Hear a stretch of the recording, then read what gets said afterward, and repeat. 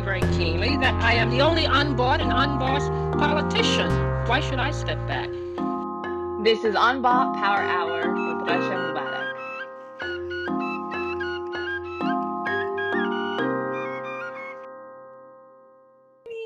Good morning. How are you?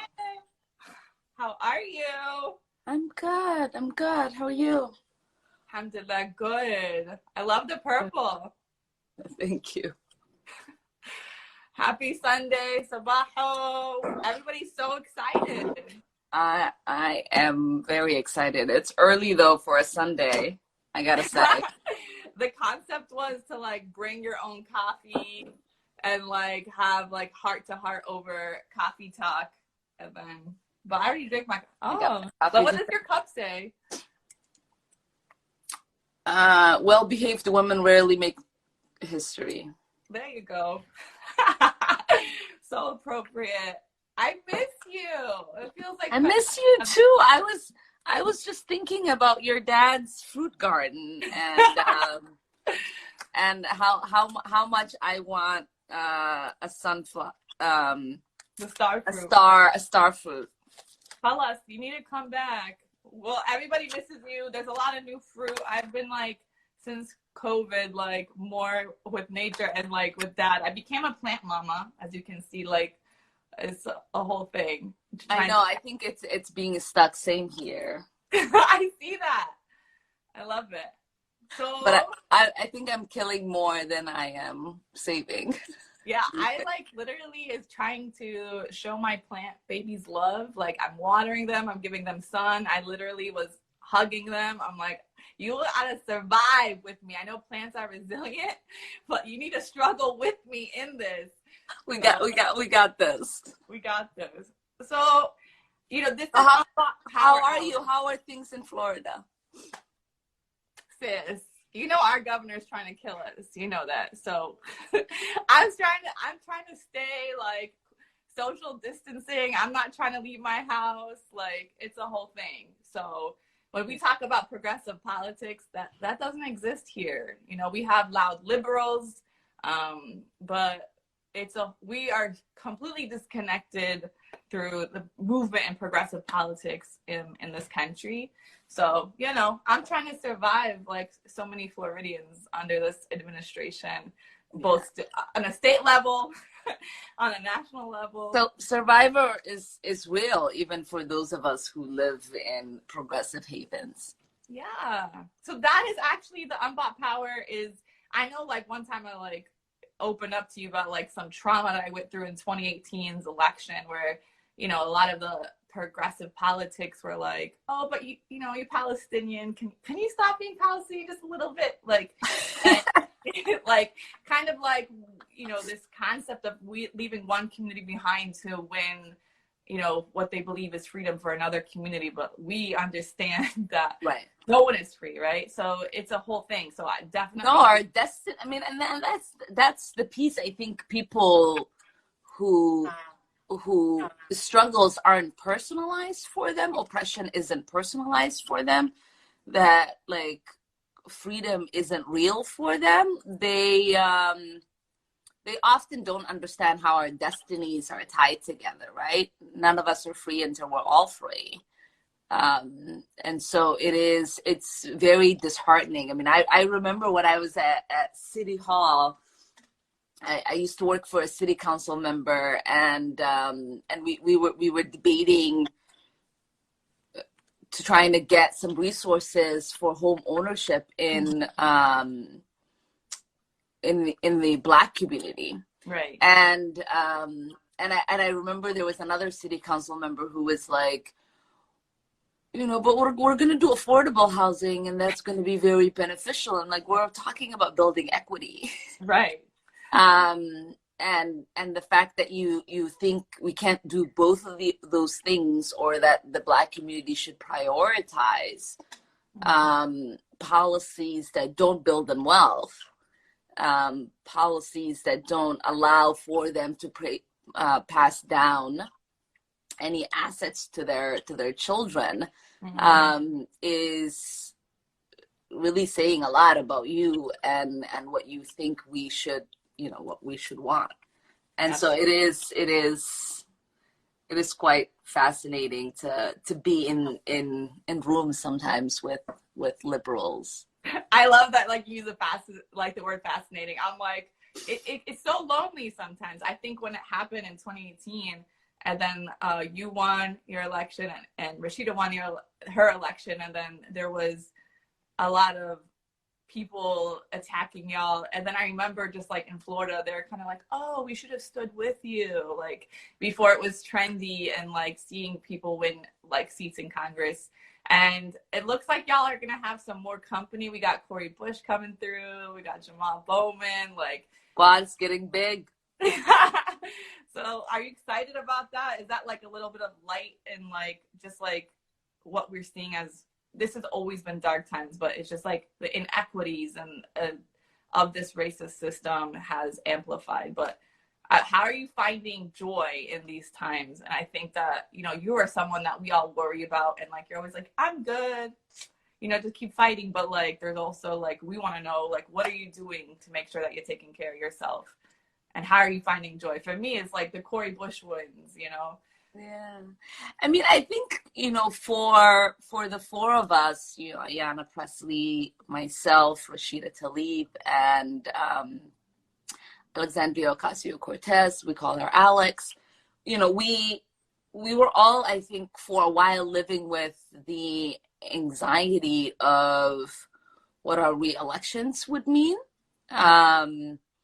In my race, I was outspent 4-1 on TV. $10 million was poured into my campaign. Outrageous. One of the four men who were running against me raised something like $3.5 million in like 6 weeks. Wow. 2 months before the election. Imagine if they use that money to help people, though. Yeah, like or use it to help candidates who actually can win right, yes. and need those resources right out of their community and for their community. But I think this idea that we were a fluke, that we were just for a moment, and we didn't have lasting power, we couldn't sustain ourselves, let alone a movement. Was weighing on us, and our decisive wins sent a clear message that we were not a mistake. That's right. And we can sustain ourselves and lead a movement, and be part of a generation that really understands what their power means and how to wield it. And not only is the squad here to stay, that's right. We have had now the opportunity to expand it, right? There are, as Ayanna says, our squad is big because it includes everyone who's fighting for a more equitable and just world. And to have people like Cori Bush and Jamal Bowen and Mandir Jones win their elections is quite exciting and joyful. And for me, I think joy is an interesting word, right? I was raised to believe that what you put out externally eventually lives in you internally.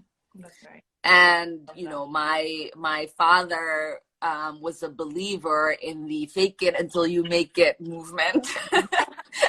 And so I, live a very happy, joyful life because I know, and my life has been a testament of this, that everything that's happening to you today doesn't have to determine your tomorrow, right? You can choose a better path. You can choose a happier path. You can choose a joyful path. And politics, as really soul stripping as it can be sometimes, doesn't have to be, right? It's a tool. and it can be a tool that we use to create positive change. It's a tool that many politicians use for the creation of harm, for the creation of pain, for division, for self-dealing, for grabbing power for themselves. That's right. But it doesn't have to be that way. It can be a tool that is used to give power to the people. It can be a tool that is used to legislate joy and the happiness of those around you. And it can be a joyful experience if that's your outlook and how you approach it. But I'm also, a mom of amazing children, and so to come home to those smiles, to come home to that hope, to come home to real joy, sustains me, and to have the existence of being able to put everything away and lead a normal life is something that is mine, and one that I wear it until the wheels fall off. And Allah protect y'all. And I honestly, I see that the way you navigate this world and process this world is very rare, and how you show up, that you have this presence about you, it's because you're able to really exemplify what it means to be able to try to work towards service for others, but doing it in a very authentic way. So I also wanted to ask you, how, you talk a lot about choice, this is choices that we make, decisions that we make. Tomorrow we can make better decisions, but how do you continue to choose to be unbought, right? When you're channeling your Shirley Chisholm, and it's a lot of times people, communities, the status quo, even sometimes people on our side of the aisle are asking us to forfeit our values. But you have been someone that's been consistent and making sure that you continue to inject the movement in the legislative halls as you roam these congressional halls. You continue to make sure that you're centering the people's voice and are most impacted. And how do you continue to choose that? People, you think what's right is right, what's wrong is wrong, but people don't really calculate it that way in this world, and that's why there's so much of what's happening. So how do you continue to choose to be unbought? I mean, for me, I walk a path that wasn't crafted for me, right? That didn't really exist. It wasn't paved. And in almost all of my existence, internally in the community that I was raised in and I'm from, women like myself are not supposed to politically lead. Right. There aren't a lot of spaces in Congress or in the politics of the United States where someone like myself is supposed to have arrived at where I've arrived. And so I know that has been made possible because I chose to be my full self and bring my full self to the process. And I didn't have people who mentored me, groomed me, positioned me to be here. Right. I wasn't asked to run. You weren't recruited, and I wasn't recruited. And so, the idea that you can do this and continue to remind yourself of why you're doing it is something that is an extreme verb in my existence, right? It's there, and it's one that I put into action every single day. But I also think about people like Shirley Chisholm, right? She wasn't very much different in her path than the path that I took. She was someone so many people told not to run, that nobody was ready for somebody like her. And when she got to Congress, they did everything that they could to minimize her impact, to minimize her voice, to minimize her leadership, and to make it hard for her to navigate the halls of power.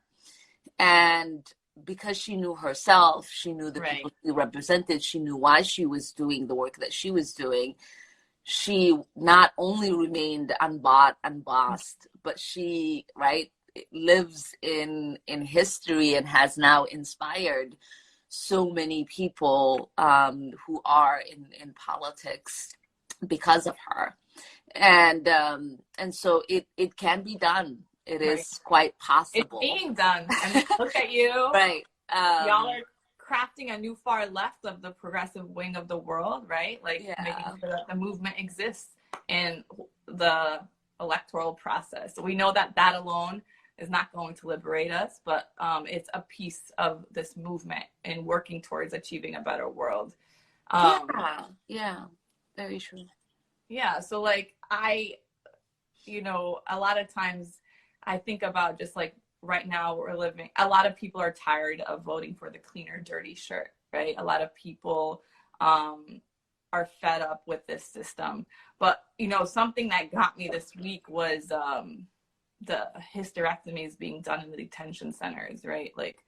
I was this is what happens when we allow a system to continue. So we talk about abolishing ICE, and we talking about defunding the police. We're talking about systems that are in place to get to this level, because you can't reform systems that are in place that are literally there to brutalize communities based on how they choose to worship or the color of the skin or how they entered this country. So when you think about how do we really work towards when we think, people are how did it get to this level of hysterectomies? I think it's it's easy how we got there. We kept trying to say to reform or, all these systems that are meant to do this. So how are you approaching just processing all this harm that's being done to so many communities, but how does it translate when you're, in Congress, and what processing it, how you feel about it, but how you're able to trying to dismantle that kind of work that's being done to these communities? I mean, the extreme harms of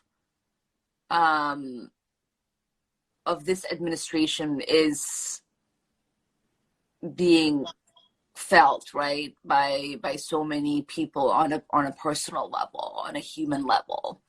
I know to some it's politics, but to a lot of people, they're faced with the repercussions of the decisions that people made to vote or not vote, to have an administration that is inhumane lead the charge.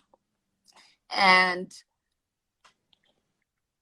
we're often reminded that the pain that's being caused today by this administration is only made possible by policy decisions that were made previously, that now give them the tools to be able to carry out what they've been able to carry out, right? And we often forget that these tools and the policy decisions that the policymakers of the past have made not only made it easy for mass sterilization to even be possible, for us to even have a conversation, right, that might have happened, right? We still don't know whether what the extent of the harm is, how many women have been sterilized. We don't know.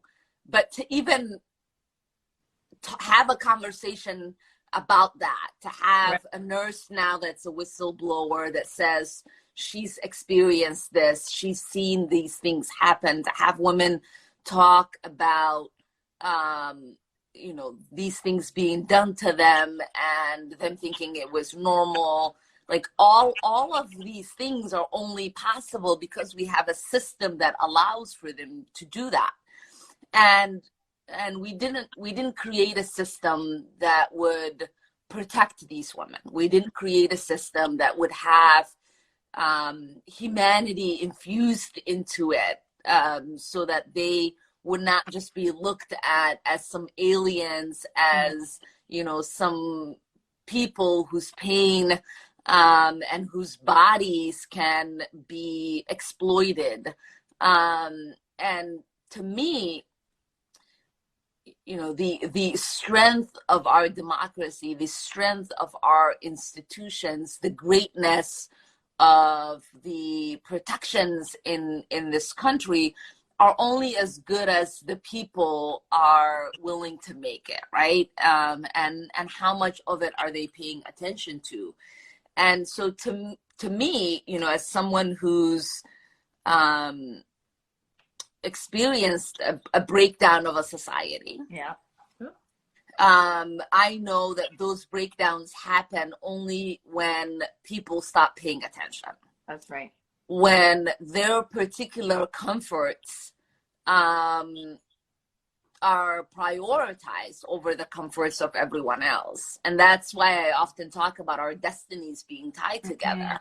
You can be well off. You can be the one that is not at the moment experiencing the pain, the challenges of an authoritarian regime, and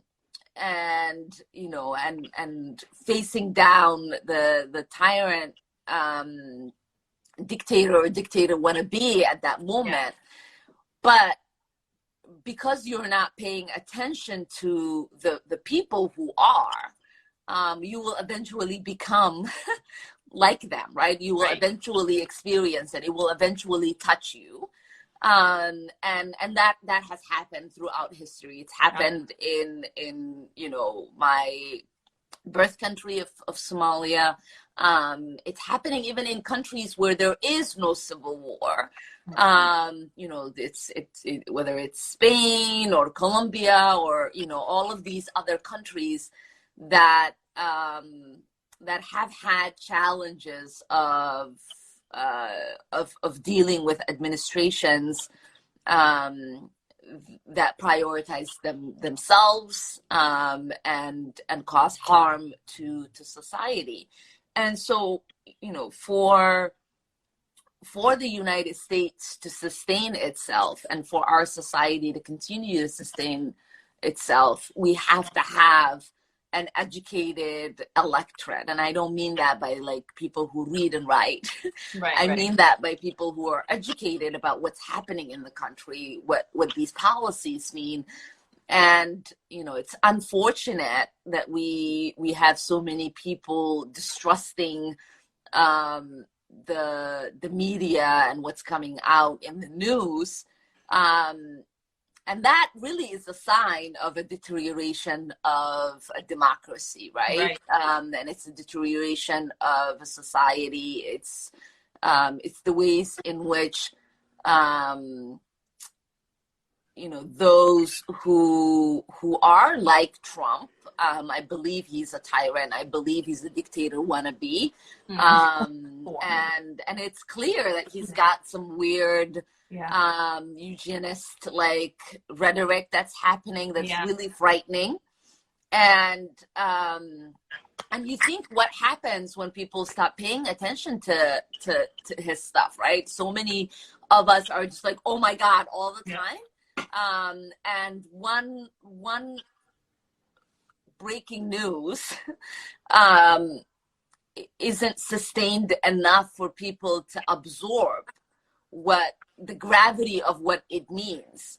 And so the constant breaking news has really critiqued, has really created some sort of fatigue in people, in where they just are constantly like freaking out, and no one is paying attention to them.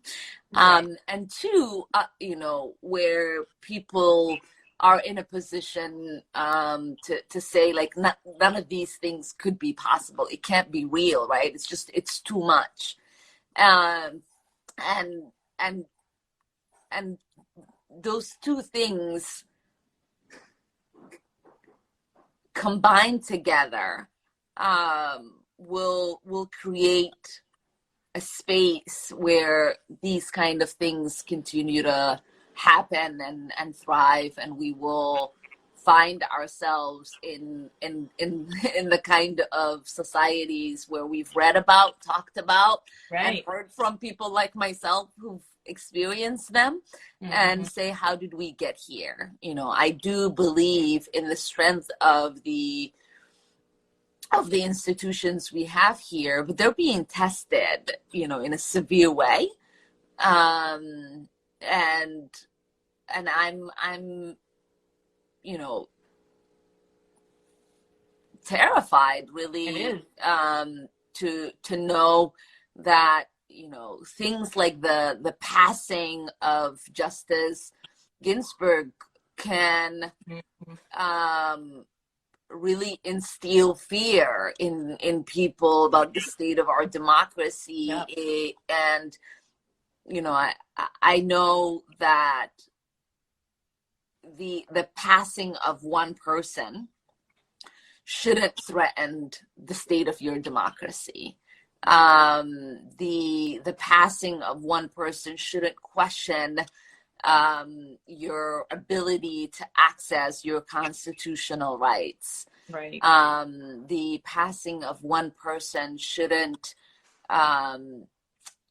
make you finally wake up and mobilize people to go out and vote and take it to the streets and to talk about general strikes and all of the things we should have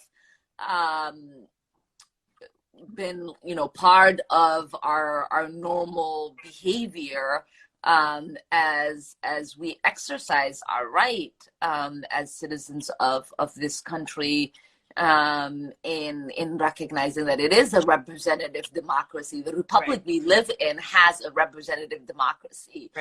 The people are the most powerful in this country, and that their inability to exercise their power has now put them in a place where their lives, their rights, and their democracy is being threatened by the passing of one person. Granted, a giant, right? An iconic person, but nonetheless one person. And that to me is really the most frightening piece of everything that has happened and is happening in 2020. That like democracy is at the hands of whether one person is in the Supreme Court that sees how to make sure that they're practicing truth and justice in the highest of the courts, right? And you mentioned it shouldn't take a person, and the fact that the consequences of these elections are now being talked about in an anxiety written way, right? An anxiety fueled way, where that should be understood that elections do have consequences, and that a party that doesn't have the majority of the people voting them in to have the power to control the Senate, to have the presidency, and to now alter the Supreme Court forever. The Republican senators represent 15 million less than the Democrats. We have a president who hasn't won the popular vote, and they are going to have the power to alter one of the most powerful unelected bodies in our government, and it's complete tragedy. Yeah, and I think like a point that you make is just like this power that can only be dismantled or disrupted by the will and the power of the people, right? And organizing and mobilizing. So do you believe like it even goes beyond elections at this point? Like how do people further get involved after the day after election day? Because regardless of who's elected, we still have a lot of work to do. Obviously, one is a tyrant, and so just like something else you mentioned is like it shouldn't take a person dying for us to like wake up and be fearful, or like the fact that it's like based on that. But also it shouldn't take people, you George Floyd is from your city, and it took the murder of George Floyd, the brutality of it, and around Breonna Taylor for people to take it to the streets.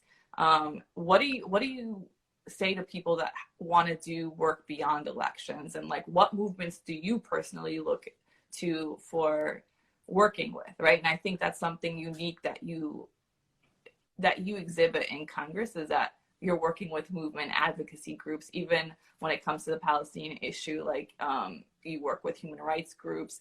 And so like, who do you look to when it comes to these, and what advice do you give, people beyond their voter identity that are, looking past election day? Yeah, I mean, I think about what it means for us to actually be freedom dreamers, right? And that's what the movement for Black Lives really represents. I mean, they've been at it now. We're having a serious conversation about what the movement is at the moment, but they've been at it for years now, and have been able to have some success in creating progress in many of the municipalities across the country. When it comes to the treatment that Black folks experience in the hands of the police, and I've seen that success, and I know that right now we are beyond reforms. People really want transformative change. Yeah. And it's exciting to see the bold actions and solutions that are being proposed by the movement. And there are many movements that have, inspired me. I used to be a former member of AFSCME. I'm a former member of a union, and the labor movement is one, that has had many successes, that continues to have many successes, and it's, I think our ability as members of Congress to recognize that there has to be a correlation and collaboration between, movements in the streets and movements in the halls of power will result in success and transformative change. I wouldn't have had the success of introducing, my progressive foreign policy package if it wasn't for, the human rights movement, or if it wasn't for people who have been leading the charge in ending our endless wars and dreaming of a world where we are not bombing people to death. And so, and blocking aid for relief. Right, blocking means for relief, saying we care about sovereignty, but only for some, Exceptional. and I think for every single progress, right, there will be regress, because when you push power, power pushes back, and that's just the reality. We can't not speak on that, right? And I think oftentimes people feel exhausted, but that is the work of the powerful, is to exhaust us, to make us not want to continue, to make us not want to believe that change is possible, that we are deserving of freedom, of progress, to make us believe that one system isn't for us to function in, right? I will see people say, election, like, stop asking people to vote because that hasn't gotten us anything. And for me, it's clear that it has gotten us something, whether it is a negative outcome or a positive outcome. I never thought it is an outcome.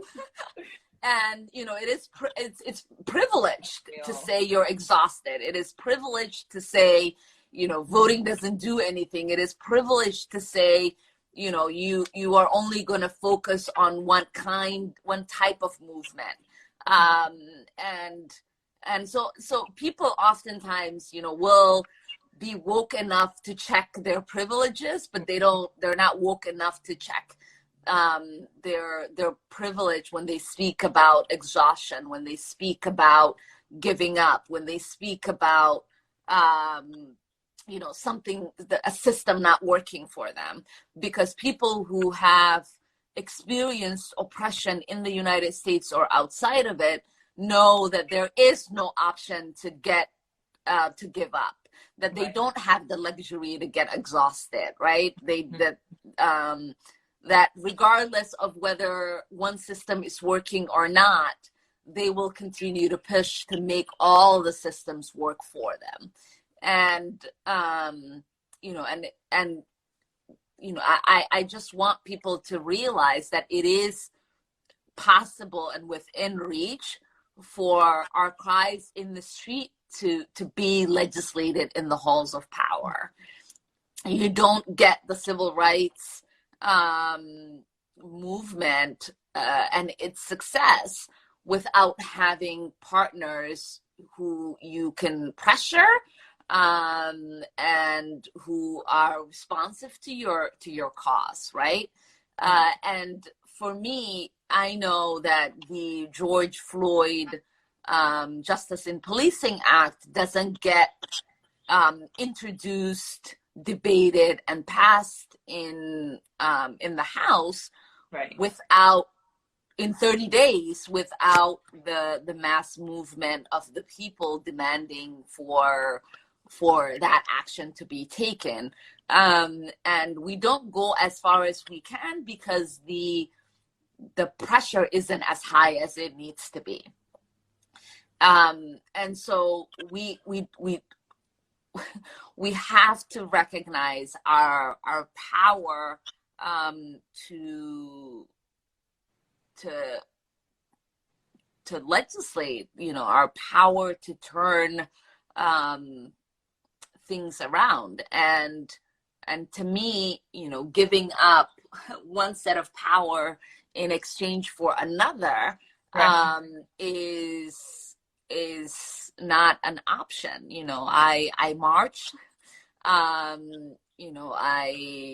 organize, I vote, and I also legislate. I don't say because I am a member of Congress, I shouldn't be in the forefront of the movement and organizing my friends, my neighbors, and my community, and protesting in the streets, because as a citizen I understand the power in that.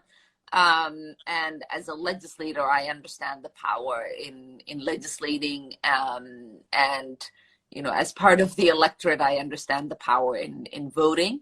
And so all of those things can work together and need to work together. And I want people to realize that it is all of them are part of a cycle. And if we are not completing that cycle, we're not going to be able to have the success that we want.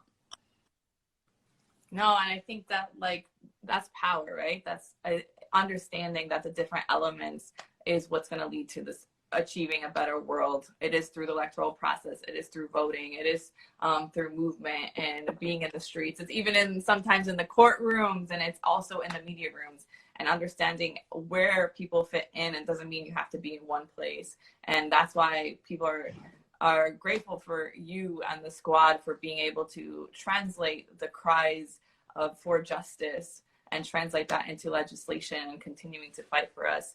I want to let you go, be protective of your Sunday, but I guess I want to leave off with, you mentioned a lot, there is privilege and not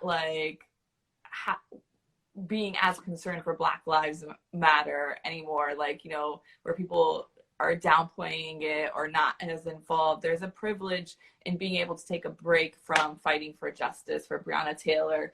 And there is voter fatigue and anxiety around continuing to mobilize. So what is something that you continue to do, and or you want to encourage myself and others when we are feeling this fatigue, right? When we're feeling this fatigue in the streets, we're feeling this fatigue in talking to elected officials or in this electoral process, and seeing that Black bodies continue to be killed in the streets by law enforcement, that, just everything from immigration to, what we saw last week with the normalization between Bahrain and Israel. So there's so much happening to where at one point last week, I felt literally nauseous, right? Which is not uncommon for this feeling when we're going through.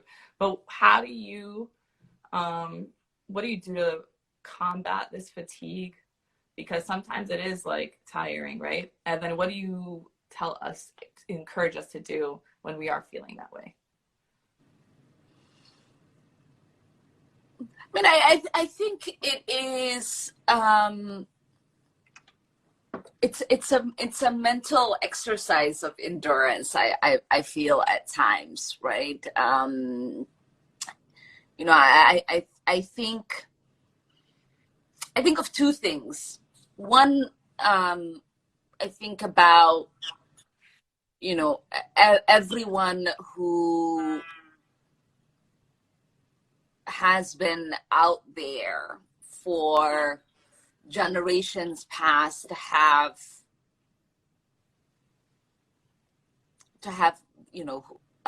labored for us to even be here today, to have the freedoms and the rights and the liberties that we enjoy, whether it is in this country or around the world. And I think what would have happened if they got exhausted and if they gave up, right. would we be here today?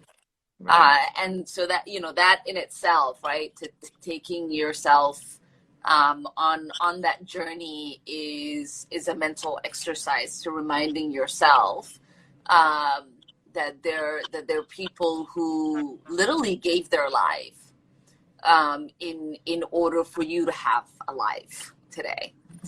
Mm-hmm. And second is to think about the amount of energy, strategy, thought, and work that those in power put in place to wait us out, to exhaust us, to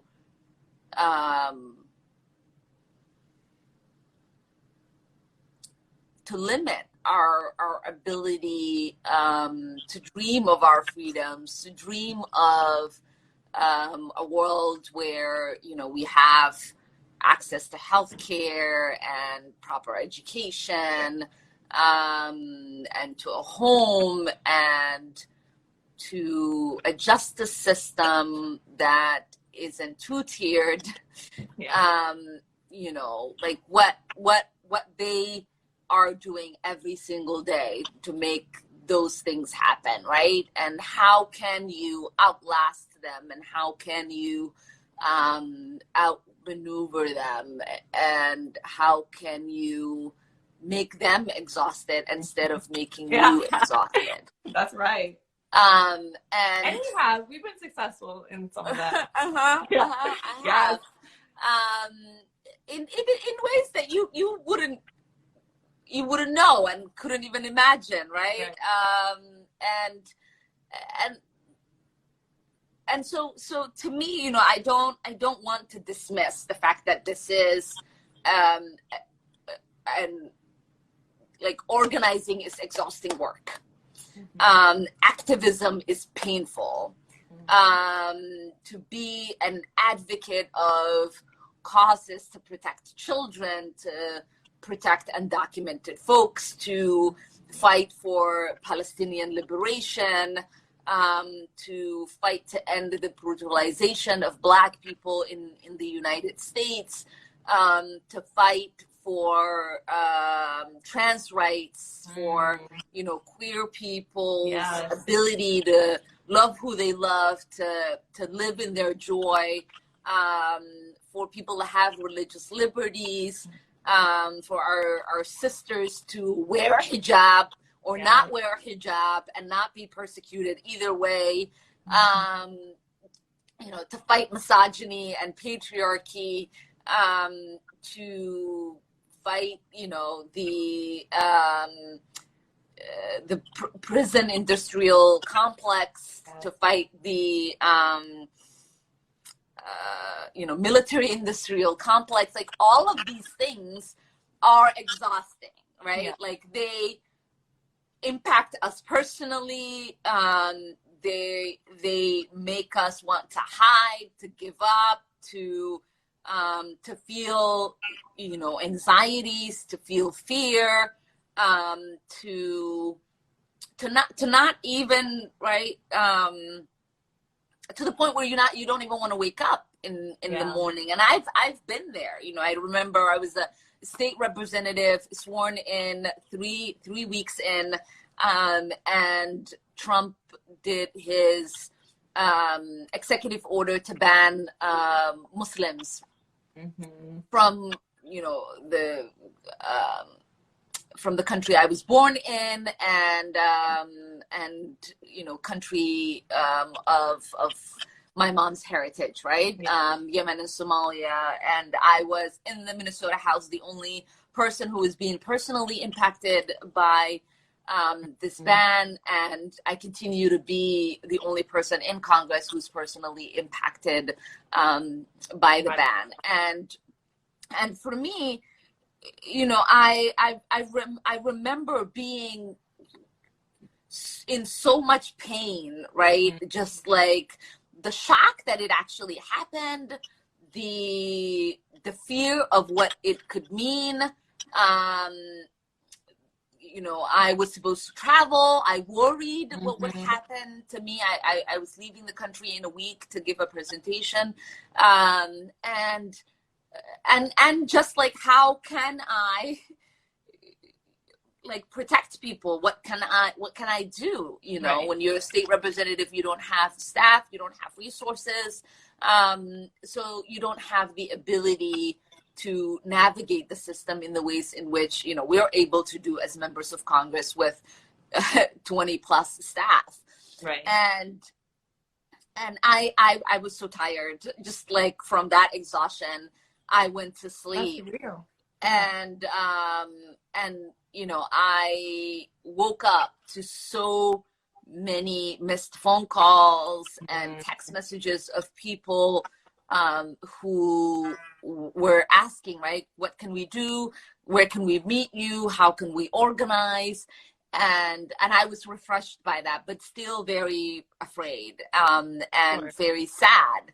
And I remember talking to my father about this,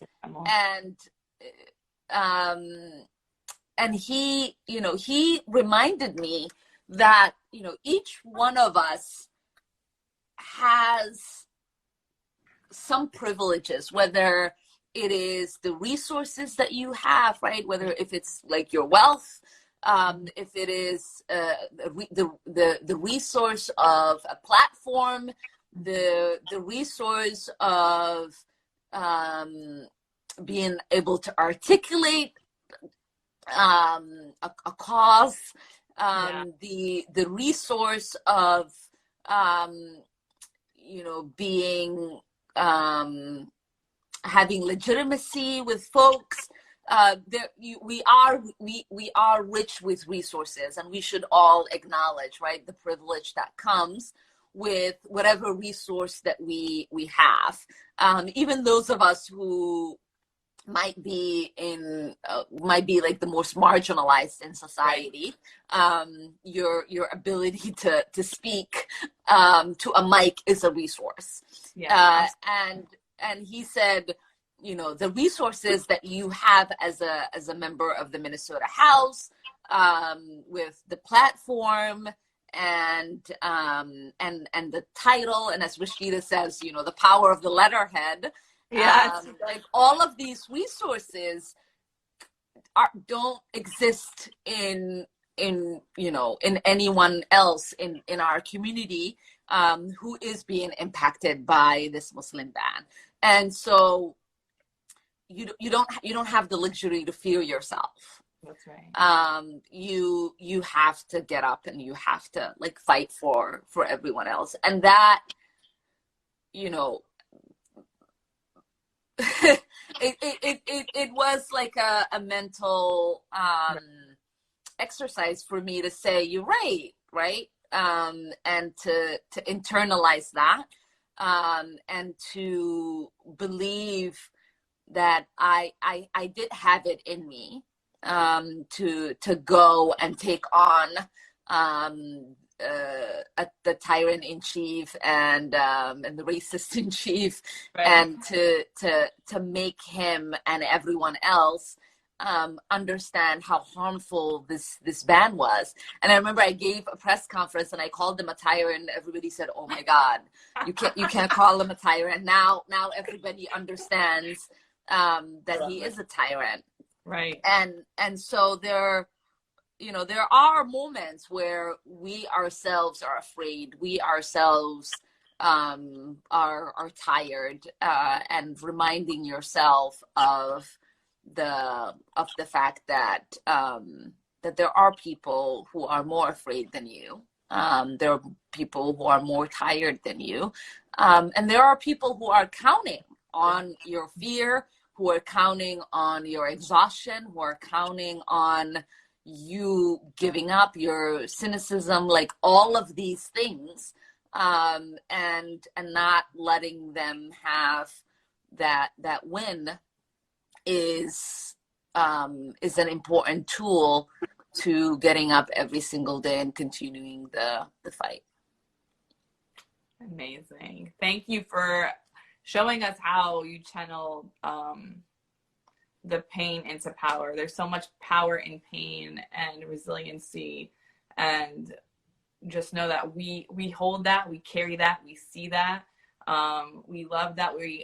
Allah make we pray for your protection as you work to protect all of us. And thank you for being Unbought and being the perfect example of what it means to practice Unbought Power.